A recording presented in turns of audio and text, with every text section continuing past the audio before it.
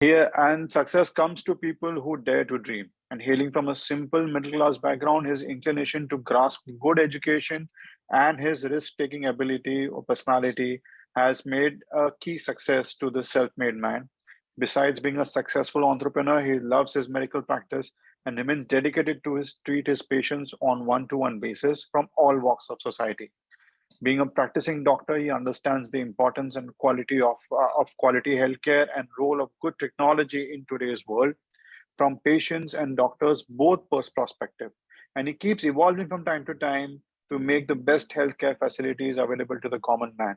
He is actually the name synonymous with Critic Care Asia Group of Hospitals. So I welcome you, sir. Our second speaker is well-known Dr. Ankit Thakkar. He is the Executive Director and CEO of Jupiter Hospital, which runs hospitals at Thane, Pune, Indore, and now a new one under construction at Dombivli. At Jupiter, he is currently leading the company's expansion strategy. He has keen interest in patient experience and process improvement in healthcare. He has spoken on multiple platforms about inclusive healthcare and responsible growth, and has also served on several government select committees to shape health policy, besides contributing to building about 8,000 beds for the state during the COVID pandemic. Dr. Ankit is a medical doctor and also holds a master's in management from London School of Economics. So I welcome you all. I don't think Dr. Ankit is here as yet. So we'll start. I'm here. He's supposed to join. Yeah, he's here. Yeah, so welcome, Dr. Ankit. Sorry. So let's start with the Mehul. first. Hi, can you hear me? Yeah, I can hear you very well. I'm starting the first question with you. So you are opening batsman. First question to you is, what inspired you to become a doctor, and how did you end up becoming an entrepreneur?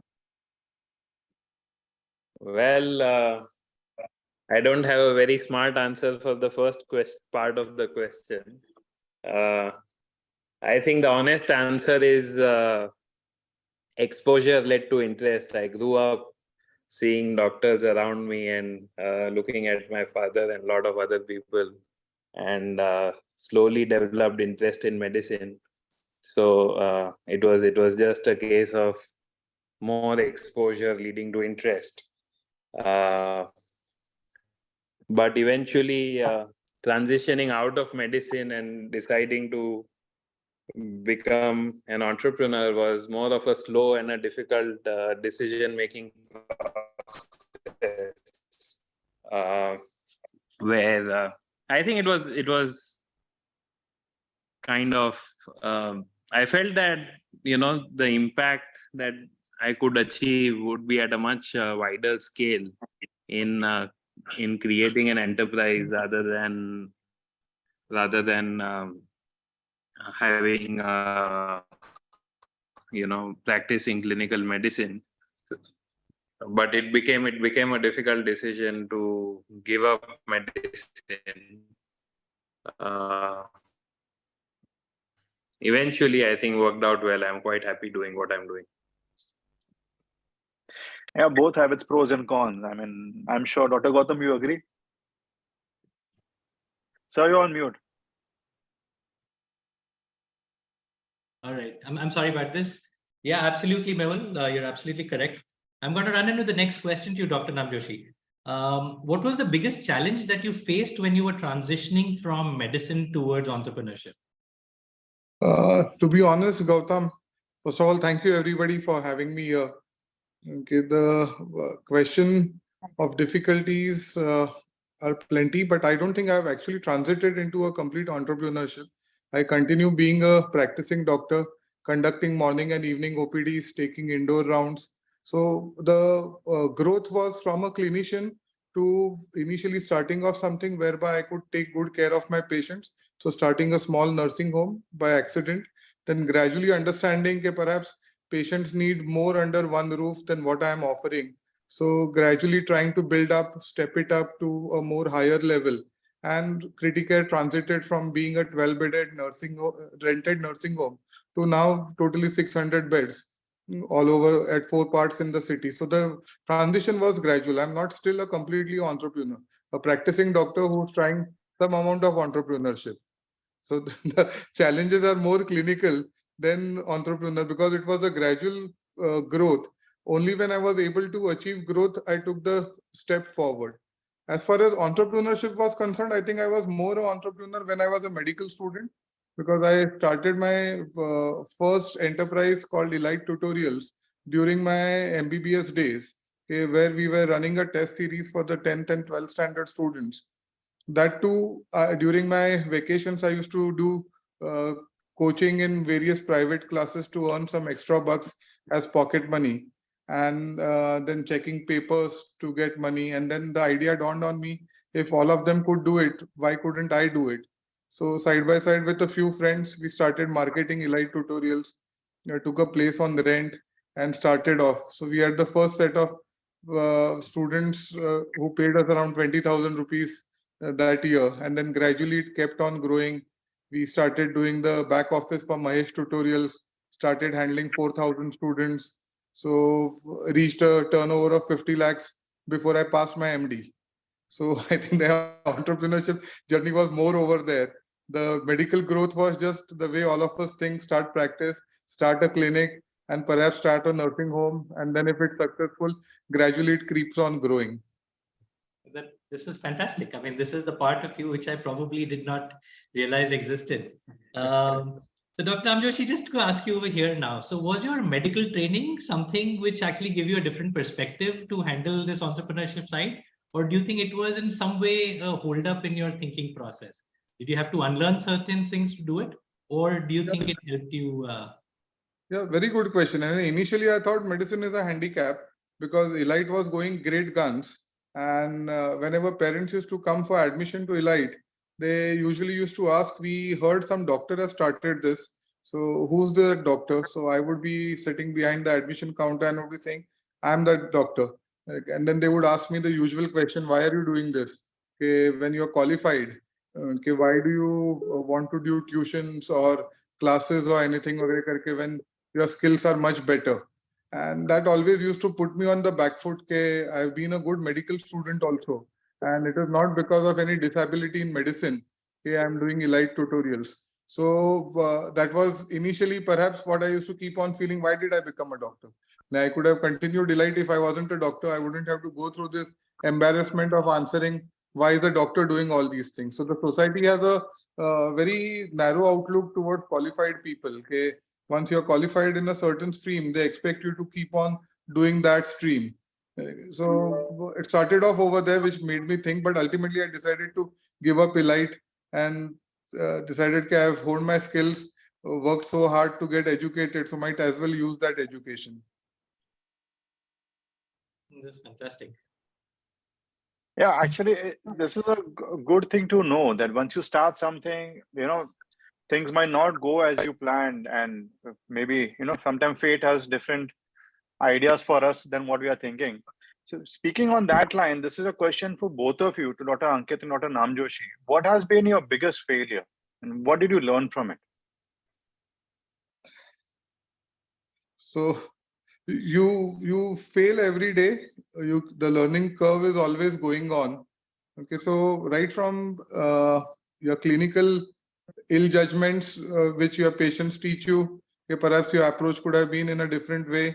All your continuing education, which keeps on telling you various better ways of what you had done yesterday, how you can do it better tomorrow. So as a doctor, the learning curve continues. As a entrepreneur, as an administrator also, while especially handling human beings. Okay, that's always a tough challenge, holding the team together, taking care of everybody's egos, making them feel a part of the team, seeing your attrition rate is very minimal.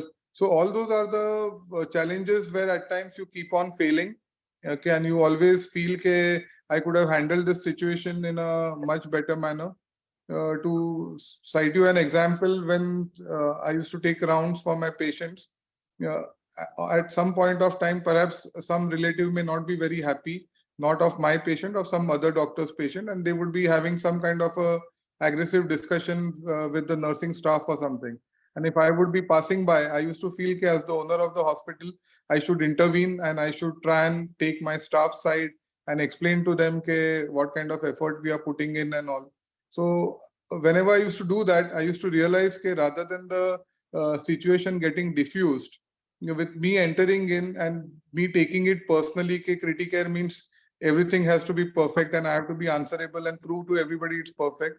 The situation used to be like hitting against a stone wall. The aggrieved person had his own point of view. I had my own point of view. With those clashes of point of view, rather than the situation getting sorted out quickly, it used to take a different turn. So from those couple of experiences, I relooked at myself, okay, whether that's the right approach. And third time, whenever this kind of a situation was there, I just fully walked off as if I don't know who criticare is, who the owner is, just two people having some kind of a exchange. And then I went down and called up and told them handle it in this manner.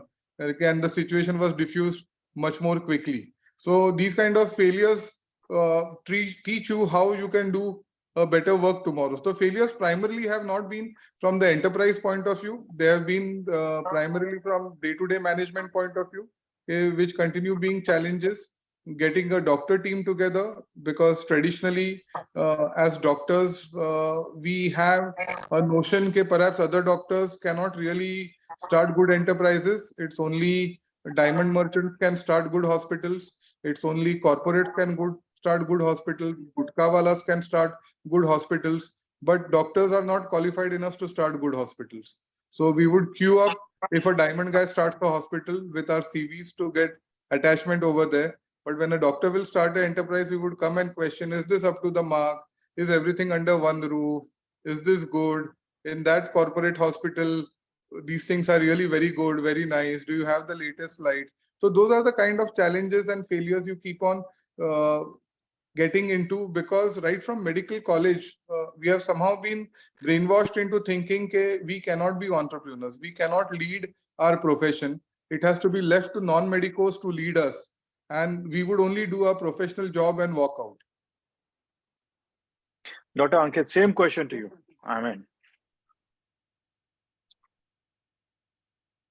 Well, your biggest I think failure. On the personal side, I think what I would consider a big failure is that I have not learned how to say no often enough and at the right times. That ability is something I still need to develop, and not saying no enough and at the right time, can sometimes lead to significant costs, not just financially, but emotionally, personally, for the team, for a lot of things. So I think leadership, as they say, it is not a popularity contest. But somehow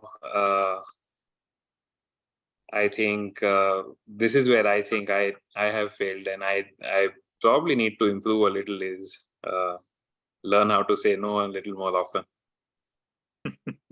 That I can vouch for. You have been pretty dynamic as a leader of Jupiter Hospital. I work there, so I know. And now coming to the counter question of this, what has been your biggest success and what did you learn from it? Ankit, I don't know what I would. Yeah, Sorry, I can sir? take it. I don't know what I would consider as a big success, but maybe just coming out of, actually last week I was down with COVID, so COVID is again back on my mind.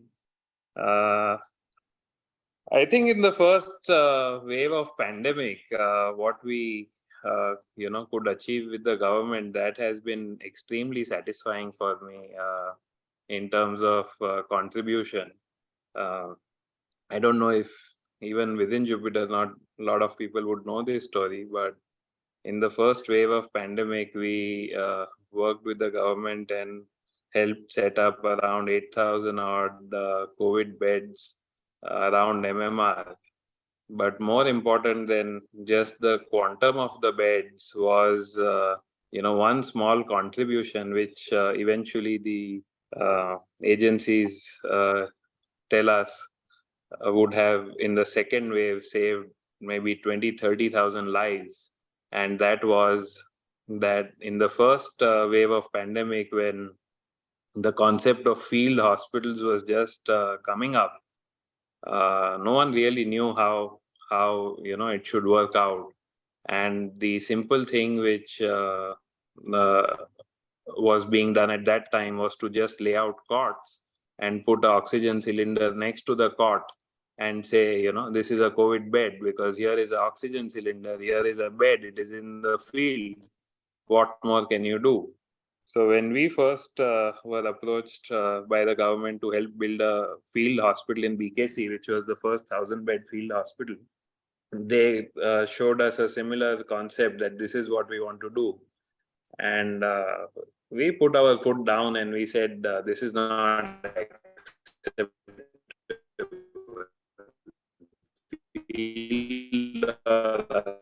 Otherwise, the patient is a patient and they will need to be cared for properly. So we insisted and fortunately prevailed upon the government that even in a field you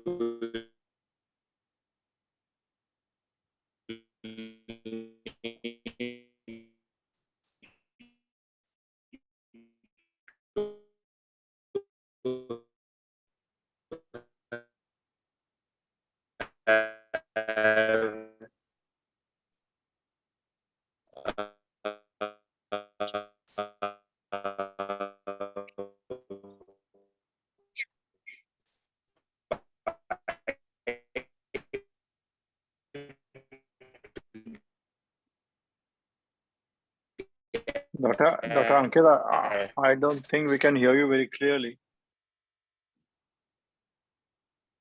I think probably a network issue. I think Dr. Gautam, you can carry on.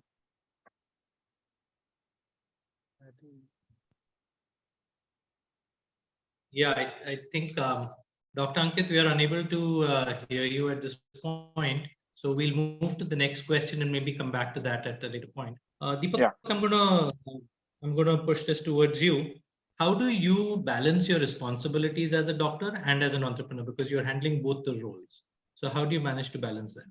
Yeah, that's always a challenge. Obviously, trying to continue being a clinician as well as trying to be an entrepreneur. But I think, as I told you, my story has been of a stepwise upward climb. So started in a small way, was able to digest that, then took the next step, then took the next step. So at every step, I was able to gather a team together, which was extremely strong in all the administrative aspects, which offloaded me from day-to-day administrative decisions and could allow me to focus on my clinical skills and continue being a clinical doctor. So the balance came fairly easy because of a good backup team. But obviously, whenever there was attrition issues and all, there were challenges where you were stressed out because of not having the proper team completely in place till you got the new people, trained them, mentored them into what you are thinking as what they should be doing while in the hospital. So those challenges were there, but I think gradual growth, once you directly jump to a bigger platform without any preparation, then perhaps the challenges are more. When you go in a stepwise manner, like the way our elite tutorials poster used to be, we used to show students doing the test series, they're climbing steps to reach the top. So you start from the ground level, do the first set of tests, qualify, go to the next set of tests. So my climb also in entrepreneurship was that way. First individual practice, 12-bed nursing home, then 50-bed nursing home, then a 100-bed hospital, then a second hospital, then a 250-bed hospital, then a 150-bed hospital. So every step was taken when your feet were firmly on ground with whatever you were already doing, and you had that sufficient bandwidth to try and take up more responsibility. So it did not come across as a very big challenge. Apart from doing my clinical practice and entrepreneurship, I'm updated with all the OTT platform series which keep on coming up. So you'll ask me the latest series, most probably I would have watched that also. So when anybody asks me how difficult it is, to be honest, it's not so difficult if you go in a phase-wise manner. You directly try and climb up a big skyscraper, obviously there's going to be difficulties, but you go to the 5th floor, then climb the 6th floor, then the 7th floor. And I think you can reach the 100th floor also without really getting exhausted. When you have time to pause at every floor, take your breath, and then climb next floor. So it's like climbing one floor only, though you may reach the 100th floor. That's fantastic. I like the part about the OTT Netflix binging. I'm going to try and do that sometime. All right. So Deepak, I want to ask you one more thing. Now that you're also into business, so very much in medicine, we are able to kind of, analyze how we grow, and we are able to figure out how we measure our success in that, in terms of, patient satisfaction, in terms of, the lesser complications happening over time, and the quality of work that you build up. But now in business, what are your metrics in terms of measuring your success? See, rather than business, we are in a profession. So the same principles of the profession apply. As long as you are taking care of your patients, gradually they are able to see to it that you are able to run the organization profitably. And if you're giving good services, wherever you feel that your profits are not up to the mark, even if you mark up your prices, they remain palatable when people are assured of quality of services. So I've had good support from consultants everywhere where they have felt compared to other hospitals, Criticare was less complicated to work in, was much more understanding, much more easier to operate, and was much more logical because run by a clinician. So from that point of view, it became as I told you, everything in my life has been a gradual process. It happened over a decade or so, but actually it was a very gradual process. So when you have your team of administrators with you, and obviously you're heading that team, what do you tell them is your 1, 2, 3? Let's take it as 3 metrics for success in running the hospital. As a doctor, I can understand that, but as a business, as a hospital, what do you tell them to look at 3 major metrics? Yeah, as a business, first patient satisfaction. Second thing, doctor satisfaction. Those are the 2 pillars of any hospital. If you keep both these components happy, you are relatively sorted. I think that's a very, very important point there. I think the service provider and the service receiver both need to be, I think, the happy people there. That's fantastic.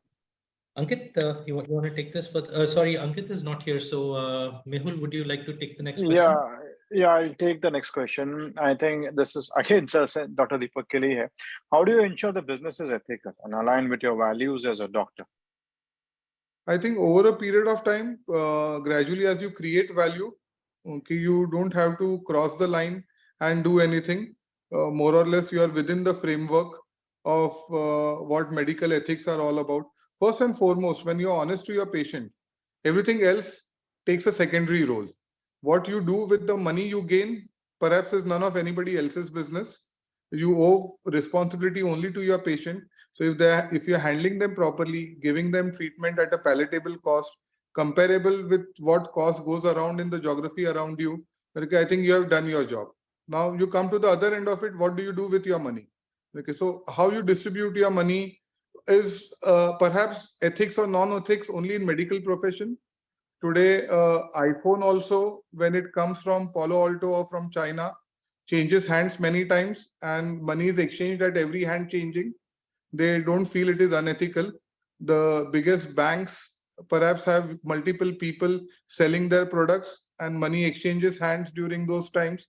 So what you do with your earning is perhaps not so much as an ethical issue as far as rest of the society is concerned. Perhaps medical profession has had a very skewed view of the entire process, and we have thought of trying to keep everything for ourselves. And if we don't keep everything for ourselves, there is something unethical about it. I think the only unethical part can be when you are unfair to your patients. Okay, if you're fair to your patients, what you earn out of it is your lookout how you use that money. Okay, and this is one thing which I would like to, since you have spoken about maintaining a team, this is one thing from the chat box I'm taking. Okay, what are your strategies to retain your employees? Yeah, so those are always challenges. I don't think you have a simple protocol which helps you to retain your employees. Constantly, you have to be creating an environment by which they feel encouraged. They feel that they are adding value towards the entire process. of what is happening. That gratification I've seen is one of the key things apart from what money you pay them. Everybody wants to have a certain sense of achievement, whatever kind of job they may be doing. So that remains one of the key pillars of trying to retain employees.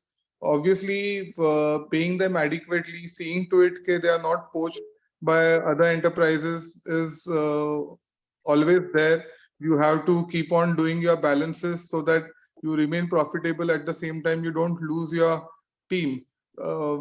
So that balance perhaps is able to maintain business. That's a good point, sir. I think Dr. Ankit has joined. Dr. Gautam, you can carry on. Yeah. Yeah. So, Dr. Ankit, I just wanted to understand. Are you able to hear us, Dr. Ankit? Yes, yes, Okay, yes, perfect, yes. great. We are okay if your video is off in case you have poor network in your area. Yes. Just pushing a question across to you. What are some of the biggest challenges that healthcare faces today, and how do you and as an entrepreneur look at addressing that? What are the biggest challenges with healthcare? So I think the biggest challenge for Indian healthcare as a whole, even now, remains access. As a country, there is still a lot of centralization of healthcare, and if we move out of Mumbai, where all of us are, we don't even need to go very far, but 50-70 kilometers away from Bombay, and the quality of healthcare and even the availability of healthcare drastically falls. So this is 50 kilometers from Bombay. So rest of the country, even today, I think the biggest challenge is access. And I think as a policy making, one thing which I'm very, very hopeful about in the next 10 years, which is on the horizon, what the government has currently announced, that each district would have a medical college. So I think, that is going to create a lot of additional skilled manpower, which healthcare desperately needs. And that is going to help us, in solving some of the access issues, combined with the fact of the Ayushman Bharat and Pradhan Mantri scheme, which has been launched. It is no longer political. Whichever party comes to power, there are some things which don't get rolled back, and benefit schemes of this nature don't get rolled back. So what this does is that in the remotest of districts where there are medical colleges being built, it takes away the affordability question out of equation for a new doctor, and because the government is going to pick up the bill, right?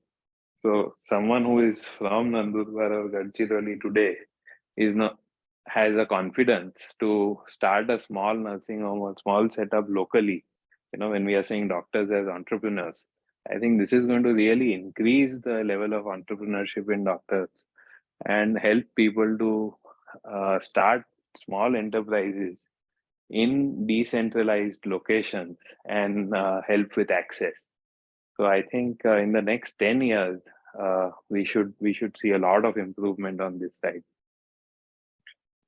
That's wonderful. I think, yep, this is probably one of the biggest problems. Have you all ever thought in terms of, there's just something that came to my mind right now. I'm having some mobile services from your large setups, which are going to go reach out to people as maybe just a social responsibility. Have you all dabbled with that idea? So I think, each entity or organization or individual has their strengths, and it is better to play on your strengths rather than on the weakness. There is space for everyone to do different kind of things.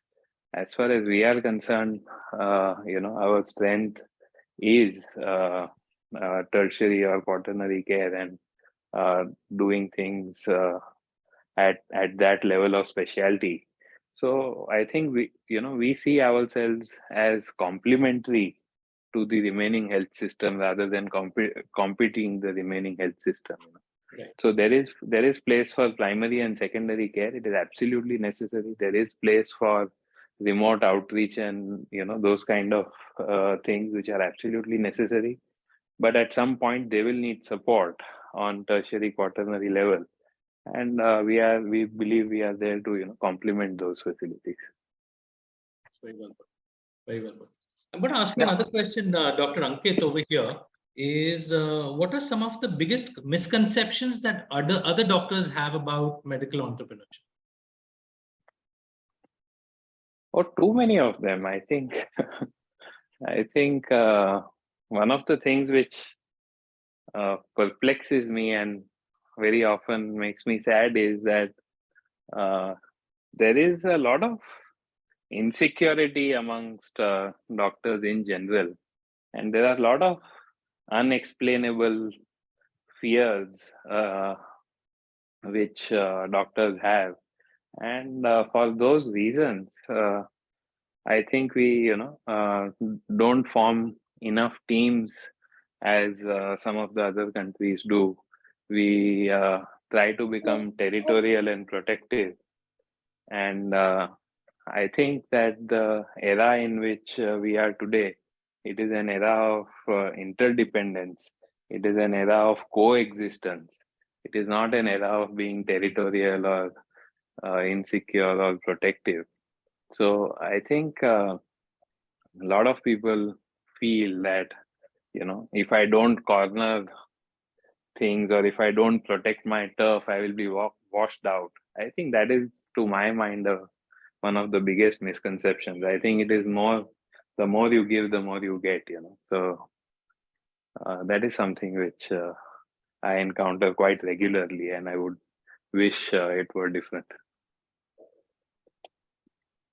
Anything to add to that? Yeah.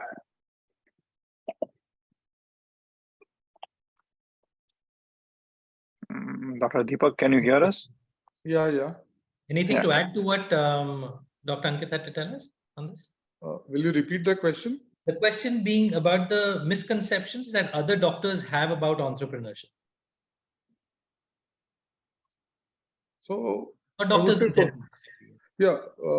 First of all, perhaps right from the basics of education, I think the entire system is trying to make us academically very skilled. And right from medical college days, being entrepreneur or trying to earn money is perhaps looked down initially in our profession. When we come out, we always feel we have to do duty for the society, and we are caught between both those situations, having a healthy, happy life for which you require money today, and you as a doctor who feels he's an angel come down, who would work at any cost, do anything at any price, and asking money would be perhaps below dignity. So balancing both these opposite school of thoughts takes a little time before a doctor becomes really comfortable with what he or she is doing. Okay, so a patient refusing treatment because they cannot afford our fees is something which puts us down. So we would be ready to climb down and see to it that the patient gets treatment rather than we getting money. So over there in entrepreneurship, it's exactly other way around, where perhaps your focus remains on building an organization which is profitable. So it's not to be confused completely with philanthropy. You will do philanthropy on the way government is saying for CSR funds and everything. Everybody is doing philanthropy in their own way, but only on a filled stomach. Versus that in college, on an empty stomach, we are taught to do philanthropy. So those two opposite sides take a little time for us to really become entrepreneurs, because we are confused whether asking for money or trying to make money or establishing organizations which eventually will make money, is that the right way in which the medicine profession should proceed or not. We have a set of doctors amongst us who are quite financially successful. They would tell us a story which tells us that you should earn more money. And there are a set of doctors who are there in medical colleges or more into academics who are not focused on money, and they would tell you, why do you want to look at money? See the job satisfaction which we are having. So all those of us who are there in between don't know which side to look at and which side is completely justified. So perhaps coaching us to unlock what is our knowledge potential, how we can be entrepreneurs without initially being guilty, and not really feeling bad. Okay, as a doctor, if you make money, perhaps it's a crime thought of by the society. So society came later. Our seniors always taught us speaking money, making money in medicine is something wrong. So unless that is abolished in a very proper manner, today it is getting abolished, but we look slyly at people who are making money. Okay, perhaps I know by what means you are making money, how you are making money. So there is a certain degree of distrust amongst all those who are successful also about the way they create their wealth. So if there is no proper organized thought process of entrepreneurship, so the most intelligent class is lagging behind in being entrepreneurs. Today you look at engineers, today you look at CAs, today you look at lawyers, they have started enterprises and have been very successful. Versus that, see how many doctors have actually been enterprising. So the primary reason has been, okay, right from college, we have been brainwashed towards don't look at money, don't look at profitability, look at doing more and more cases. So the charitable organizations would do charity at our cost, and we would feel happy. Okay, yes, we are going, we are getting work, whatever we are paid. Look at all these government schemes, CGHS, whatever. Look at the type of remuneration which is being offered to doctors. It's not realistic. Okay, it's like begging for what is your worth. And it is only we who are confused have brought ourselves to that level. Okay, if still a CGHS can pay 50 rupees for an X-ray or a 60 rupees for an X-ray and can pay you 100 rupees for your visit fee and everything. So that's only because we have been constantly thinking, okay, money making or living a happy life financially is something which is a crime in medical profession. So unless we do away with that kind of thought process, if we have worked hard, we are intelligent enough, if rest of the components of the society are eligible to be paid for their labor, what is wrong in a doctor being paid for his labor? And if Amitabh Bachchan can decide his charges or Jethmalani can decide his charges, why can't a doctor decide his charges? Why do governments have to decide those charges of what skill we have? So till the time we don't break those shackles, we wouldn't see many doctors becoming entrepreneurs. And it will be left to the corporates to, as I condescendingly keep on saying, the diamond walas, the gutka walas, to lead medical enterprises, to be the actual medical entrepreneurs. We would be discussing over a cup of coffee, expressing our frustrations.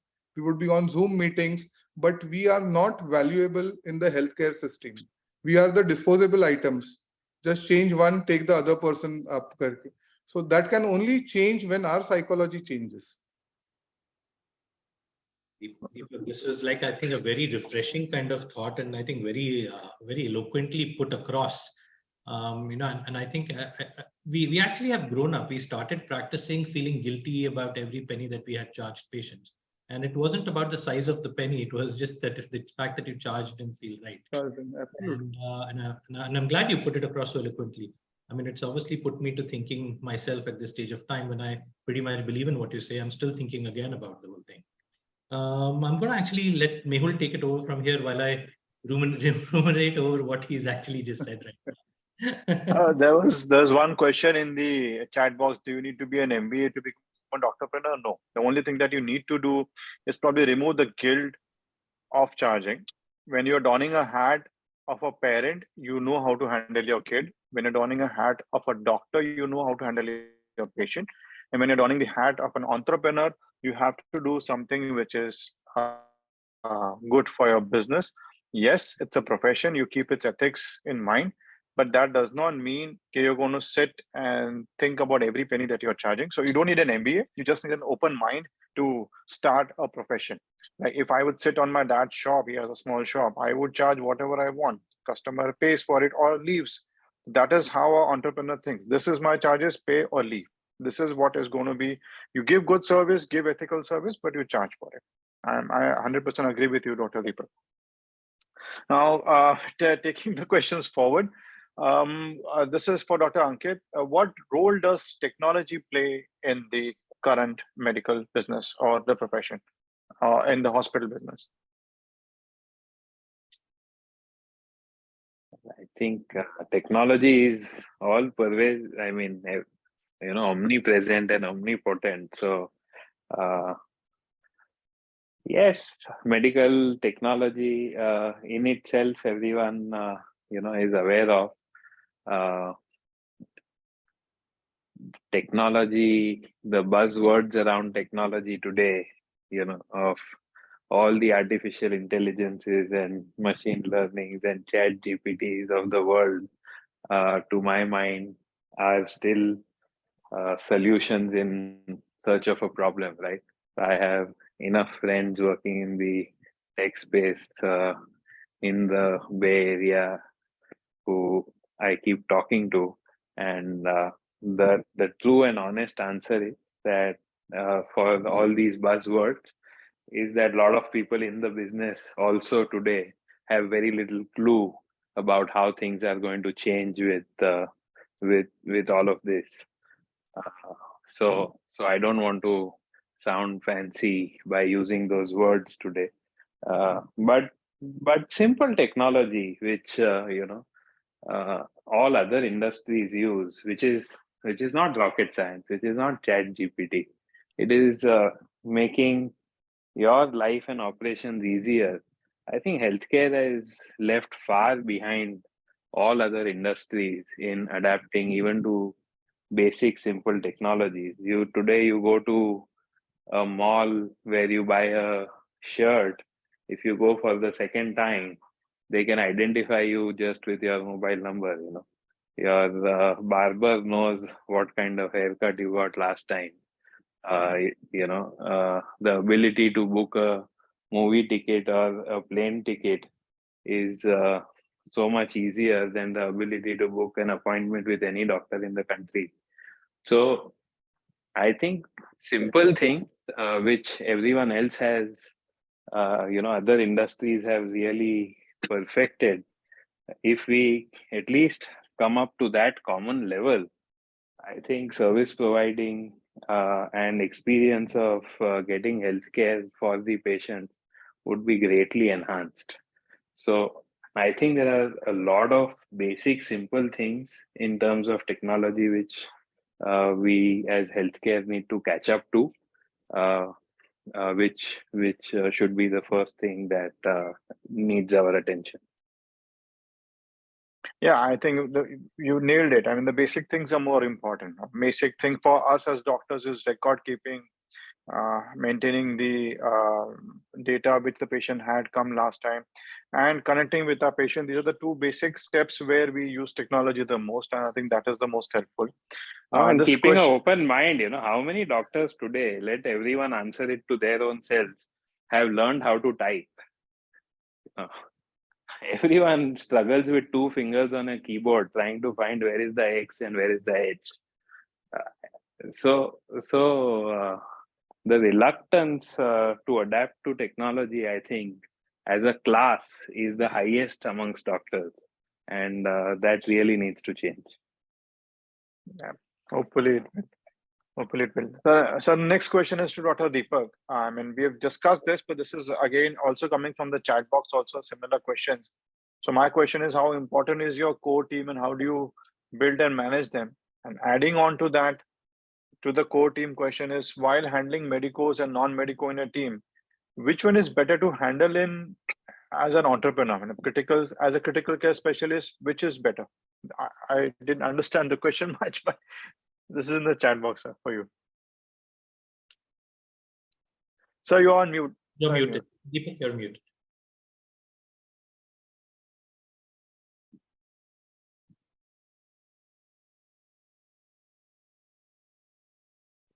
Can you hear me? Yeah. So obviously, hospitals are not individuals. Hospitals are always teamwork. As an individual, somebody who's heading the hospital may get credit for it, but it's an ecosystem where a lot of people have to work hand in hand, shoulder to shoulder, to really bring about good performance. So your senior management team, your core team, has a very crucial role to play in the operations of the hospital and delivering quality services to your patients. You can't work without them. So you always need to have very efficient people. You have to nurture them. You have to see to it that you are there to address all their idiosyncrasies, because as everybody starts understanding they're valuable, to a large extent, majority of the human beings become idiosyncratic about it and would push you against the wall at some point of time or the other. So you need to navigate around those kind of situations and see to it that you build a team which we can trust. And in spite of that, if you lose somebody, then you always need to have a good replacement. Okay, and it all costs money, but with everything properly there in place, I think majority of us are able to maintain our core teams.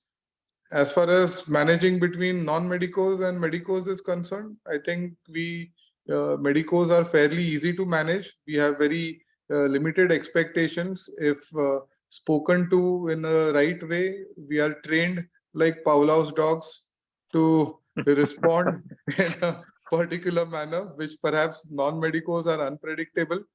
Okay, medicos are very predictable. So I think you make them comfortable. They would always be by your side. They wouldn't crib about what timings they have to work for, whether they have to work on holidays, whether they have to come on Diwalis. It's as I told you, Paula, we have been trained to work all days. So that becomes an extremely important asset while running organizations. So medicos far are superior work ethics wise, dedication wise to non-medicos, okay, who are used to perhaps more relaxed lifestyle. Their motivations are limited. Medicos, even if they are not going to be paid, in majority of the cases, their dedication remains unaltered, whether they are paid or they are not paid. So which is a very unique quality amongst us doctors. Okay? We are ready to just deliver to the patient what is really necessary. That makes us a very fantastic workforce. Yeah, well said, sir. And I think the most important thing is trusting your doctors when you're building up a team. That is more important, and staying with them. And problem is that you get a new car in the market, you don't leave your old car. The old car is working still fine. That is something which, as doctors, we learn to value each other. That is something which helps build up the core team. The example I had heard about this, Mehul, was slightly different. Even if you see a beautiful girl in the city, still you go back home. So, बीवी घर पे बैठी है, ये सब dialogue नहीं बोल सकता. So now I would like one question which I've got directly from the chat box to me is about marketing. How well do you think marketing helps in since it's a profession, end of the day, it's a business, it's a profession. Marketing, this is to both Dr. Ankit and Dr. Nam Joshi, how marketing helps, and how do you think marketing should be in future? Ankit, you want to answer or should I? You can go ahead and start. I'll follow you. Okay. So obviously, marketing remains a key method by which you are able to reach out to the world and tell them what skills you have, what capabilities you have. So without that, people don't know you. People don't know you exist with all your skills and everything. So you have to reach out to people. I keep on telling to all the younger doctors also who come to meet me when they are starting their practice in Criticare. So I tell them that even a Rolex still requires a George Clooney or a Aishwarya Rai on the billboard to tell that a new Rolex has been launched.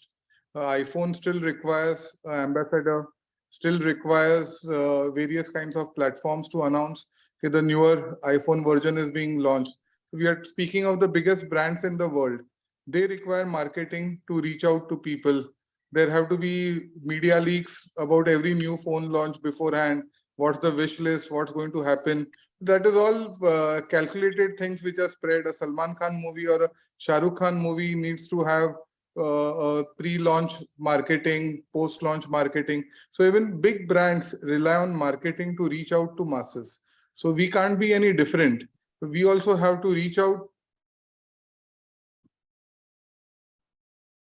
We've lost your audio. Deepak, we've lost your audio. So like all those big brands, we in our own small ways need to reach out to more and more people to make them aware of what kind of capabilities we have and how we would like to distinguish ourselves as compared to others in the field. So today, the platforms on which you reach across to people are widely changing. So you require professionals to keep on doing that. I remember when I started practice, I used to go on a bike or a rickshaw or in a car to the most inaccessible clinics and go and meet doctors over there and tell them, okay, I'm Dr. So-and-so. These are my skills and this is where I'm consulting. And if you have anything up my specialty, I would really appreciate if you would think about me and refer patients to me. That was how we started marketing. But today things are totally different. So right from social media platforms to various agencies coming in to market professionals and hospitals and various websites coming in. You have like the Uber and all patient gatherer sites like Pristine coming in. So the entire landscape is changing very rapidly. So we need to adapt to that. And I feel that somewhere we need to be organized so that end of the day, it's our talent being sold. And we should have a say in what is being sold in our name. So that is where perhaps a proper application of thought is required. Perhaps the doctors' associations need to properly come together, okay, where like everywhere else where the businessmen have used us, we again don't remain subservient to all these methods of marketing and ultimately remain the disposable items of healthcare. Dr. Ankit, you want to add something to that, sir? So I think marketing in healthcare is again, like technology, not very well understood or developed. Yes, marketing, like Dr. Deepak said, reaching out from a doctor to develop one's own practice has been understood and executed very, very well by a lot of people. But when you say marketing of healthcare services or institutional marketing of healthcare, is something which has not been either well understood or executed. And in some part, it is also maybe leading up to building on again to what Deepak said earlier, is a little bit of reluctance in so-called selling of your skill or service, just because you feel it is not appropriate for a hospital or a doctor to market oneself. I don't completely agree with this notion. I think that marketing is, in other words, communication. It is communication of the service that you offer or the product that you sell, and a good communication is essential, and a good communication is only successful if before you start that communication you are clear about what is the message you want to give and what do you want to achieve. Just by saying let's do something on social media does not really achieve anything. Just by saying, okay, I have hired someone to create my Instagram page and he's going to put up post of happy Holi and happy World Asthma Day, is not called marketing. It requires a little bit of deeper thought of what you are trying to do, why are you doing it, and what will you get out of it. Marketing is more science than just fluff and art, and it needs to be measurable for outputs. So I think a different thought needs to be given on how marketing is approached and than what is happening. Well said. Well said. I have one again question directed to you coming from the chat box only. How do you retain your employees? Same question. People are actually bothered about attrition, I guess. But again, Dr. Ankit, to you. I don't know. At Jupiter, we are not bothered about it at all. And that is the most satisfying thing. If there's one thing, nowadays I spend a lot of time in Indore because of the new hospital. And almost everyone I meet there, I tell them that if there is one thing that I am most proud of Jupiter is that we don't know what attrition means. we have not had people leave. We have only had people join. So in the last 15 years, we will not even be able to fill all fingers if we were to think about, senior level exits, either from doctors, consultants, or senior management. So it is not something which worries us or stresses us. I don't know if there is a formula that we have for this, but it is, I think at the end of the day, it is about doing the right things, being true to, yourself and the team, being fair. And yeah, I think if most people are by nature and by heart good people to deal with. Unless you screw with them, they don't screw you back. So that is our experience. Well said, sir. And let's move on. I think we are reaching that closing time. So next question is to both of you, to Dr. Deepak, Dr. Ankit. What do you see as the future of healthcare and entrepreneurship as doctors? I think it's a mixed bag. The future obviously is good because more and more talent is being added, more and more technology is being added. Results are improving. We are giving better care to our patients. So obviously the population is also increasing. We achieved the highest world population a few weeks ago. So with that, all human beings are going to require repair work.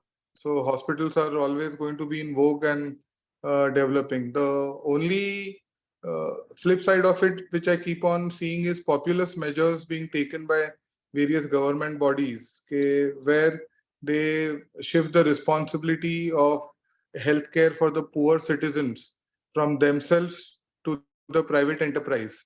And bring about various kinds of schemes and legislations which perhaps are not palatable.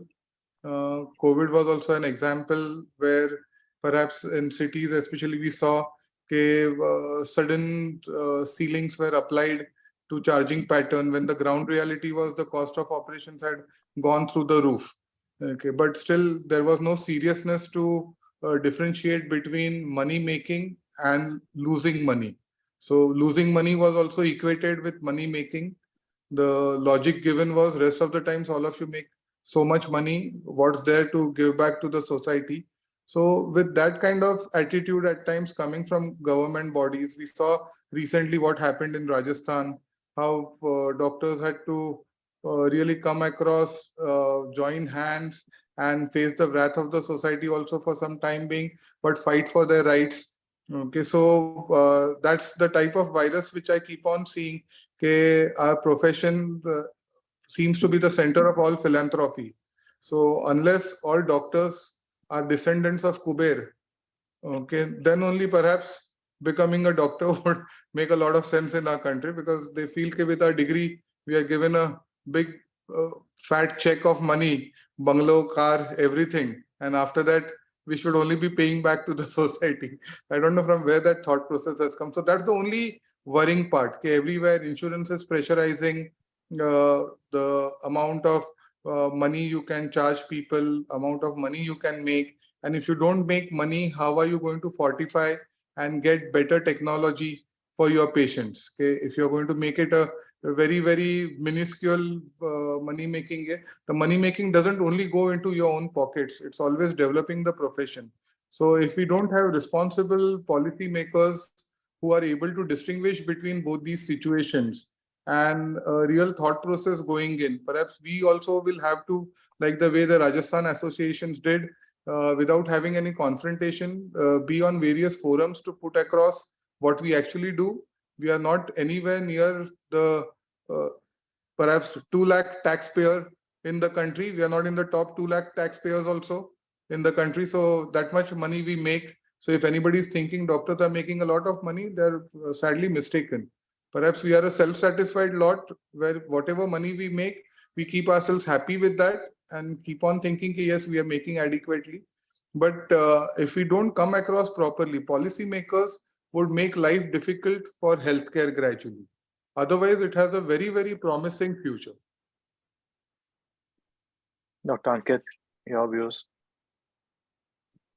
My default parameter is optimism. So I before going to the past, I think all of us today should acknowledge, before going to the future, all of us should acknowledge the past.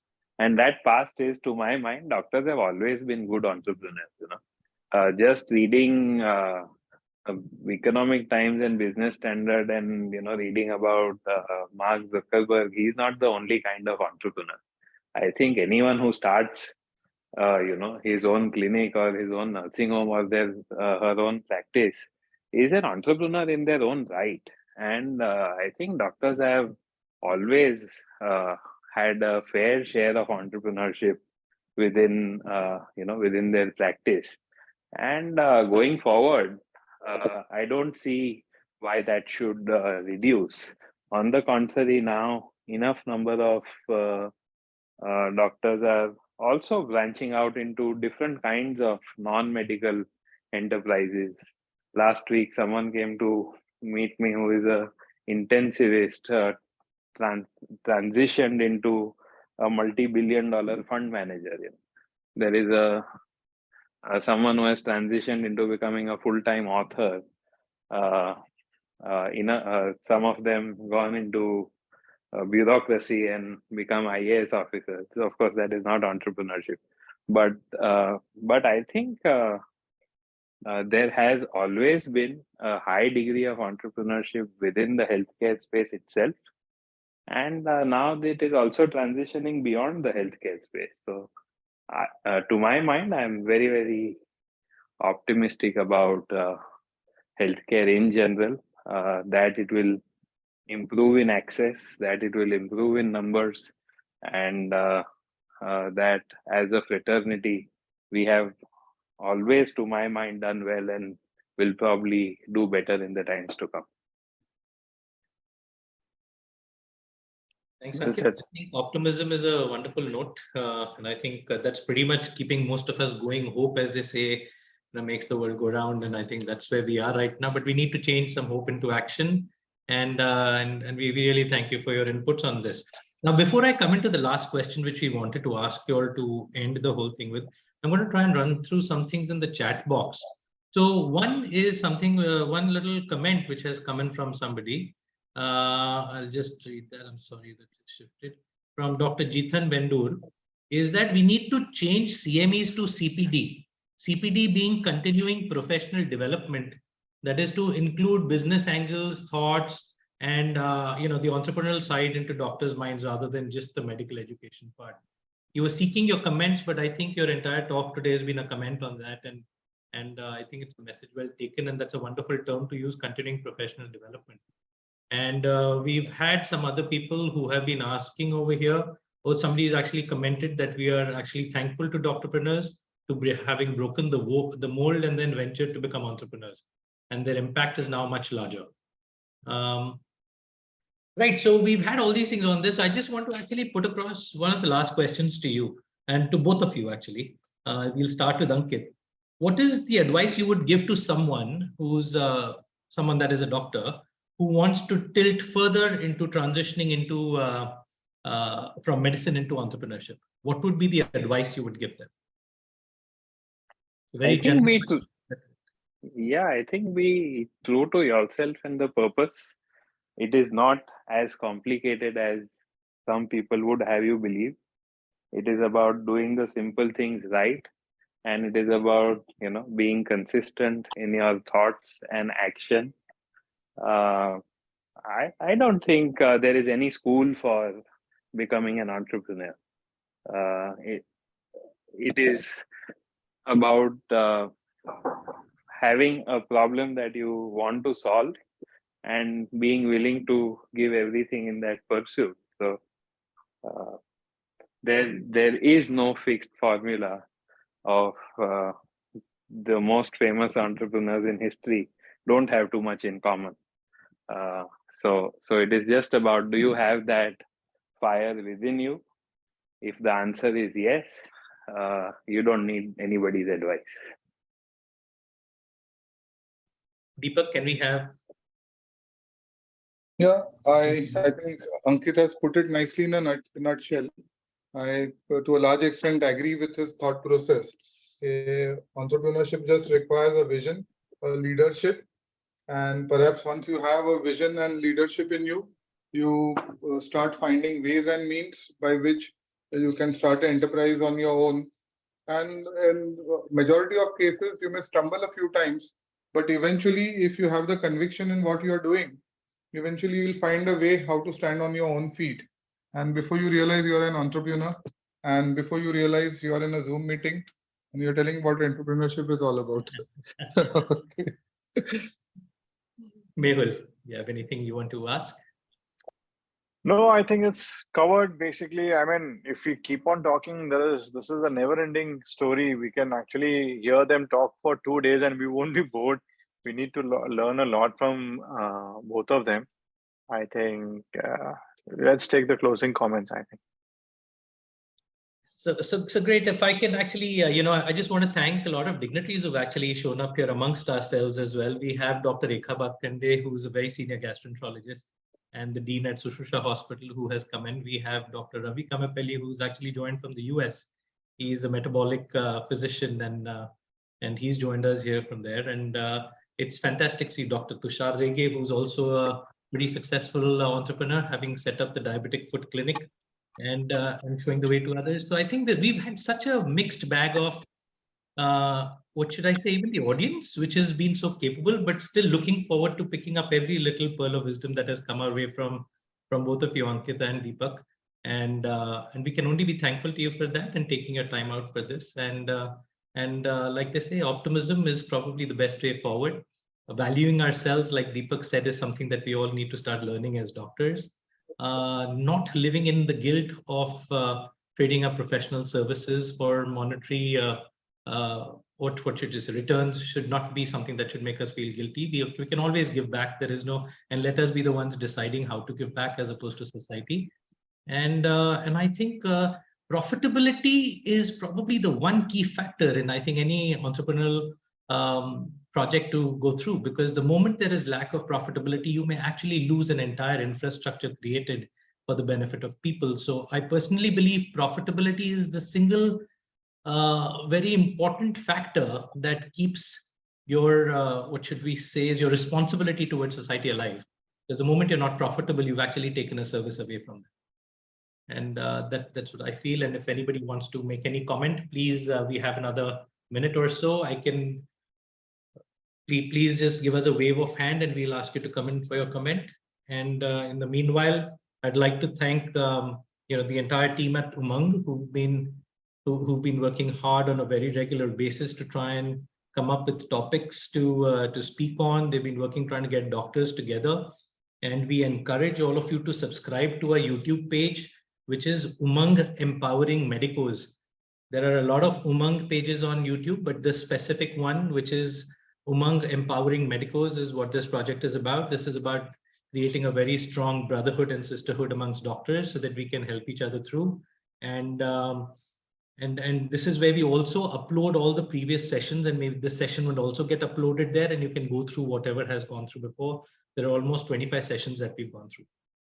We have a show of hand from Dr. Ravi Kamapelli. So would you like to make a comment or ask a question, Doctor?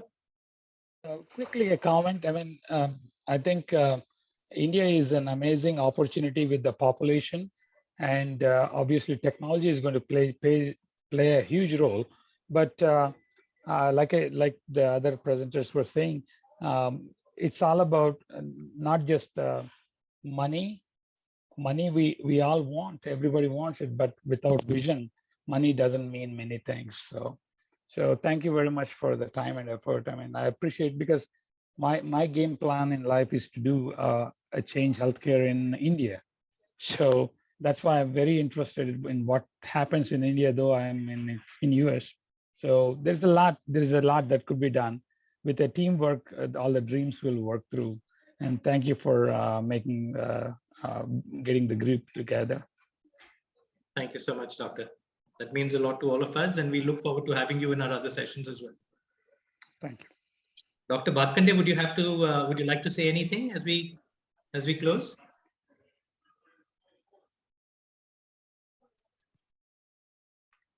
Dr. Bhatkande, would you like to? Yeah, hello everyone, and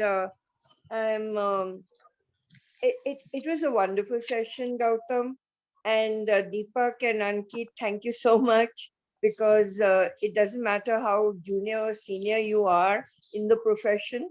When it comes to handling the profession as a profit-making venture, then it's always nice to be able to share thoughts with each other. Thank you so much. Thank you very much, ma'am. And this is again one more thing which Mehul and I, along with the UMANG team, would like to thank everybody for joining in. And once again, we encourage you to please subscribe to our YouTube channel, which is UMANG Empowering Medicos. This is where we upload all the videos. And please also share this the platform with your other friends and doctor friends. And we look forward to having more of you participating in this. We also look forward to getting some more ideas about the talks that you would want to probably have on this forum. This is basically medicos for medicos. So please do not hesitate in putting your opinion across. There's a fantastic leadership team over here with Gauri, Alpa, Pinky, Ravi, all of them having gotten together to create this wonderful organization. And we look forward to more of this.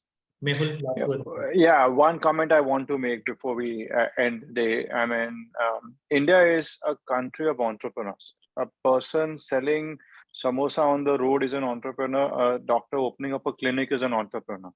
Here, I would like to say it is probably, I don't know, Gujus are not the only one who have a business in their blood. I think it's not a Guju gene, it's an Indian gene which we have, which we should just activate and probably think in a manner where, as you said, the guilt doesn't play a part.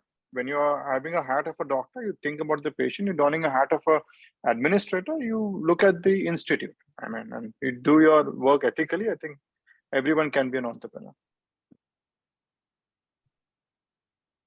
Yeah, Well Dr. said. Mehul, I just wanted to add one point. It's a great session, insightful session by Dr. Deepak and Dr. Ankit. As you said, right, we are open for the suggestions. So one small suggestion I would love to give is, when the speaker is speaking, that speaker will feel more encouraged when the faces are there on screens, right? So one small suggestion is come on video, guys. It feels so encouraging. It is so difficult to talk to blank screen. So if you can make this change from it was only because of the network issue, because Ankit is out of Mumbai, and then he was facing an internet issue, so that he had to put his. No, I'm talking about the participants, the attendees. Okay. Yeah, I can totally I understand think about Dr. Ankit. I'm talking about the attendees. Yeah, that's fine. That's fine. All right, great. Bhaskar sir wants to say something. Bhaskar sir. No, nothing special. I mean, it was an excellent session. Both these people are very, very entrepreneur. I mean, they're both real great entrepreneur, and their thought processes were extremely thought-provoking. I'm sure the session has been really instrumental in giving a lot of insight into the overall field of entrepreneurship. Thank you. Thank you, sir. Yeah, done. Thank you, everyone. Thank you, everyone. Thank Thank you, Very real